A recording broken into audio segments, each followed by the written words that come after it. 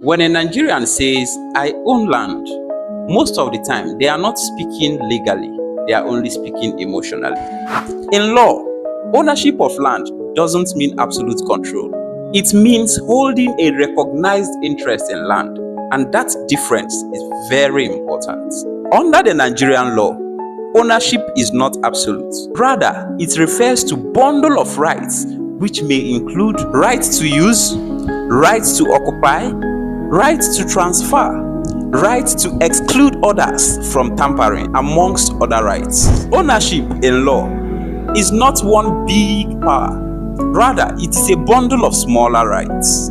Unlike any other property, where you reserve the right to use or even misuse as you so please. Here are some factors that influence how you exercise your rights of ownership when it comes to land. Government control, town planning, community or family interests, existing rights of others on the same parcel of land, whether or not you realize it. You can own land and still not be free to do anything you like on it. Let me chip this in as an incentive to you for watching to this extent. There are majorly two institutions that can limit how you use or transfer land ownership in Nigeria.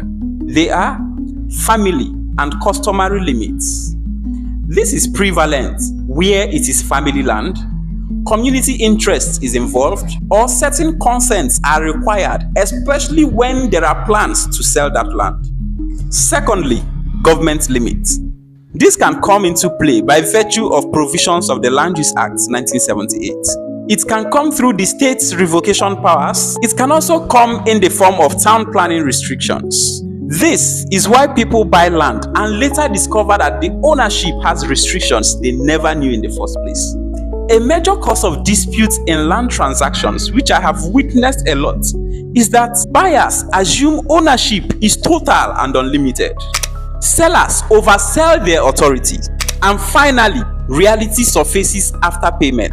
The problem is not fraud alone, the problem is ignorance. At Integrity Land Verify, our work is to discover what kind of ownership the buyer is getting, not just what the seller claims. Before you start celebrating ownership, it is pertinent that you understand the limits attached to it.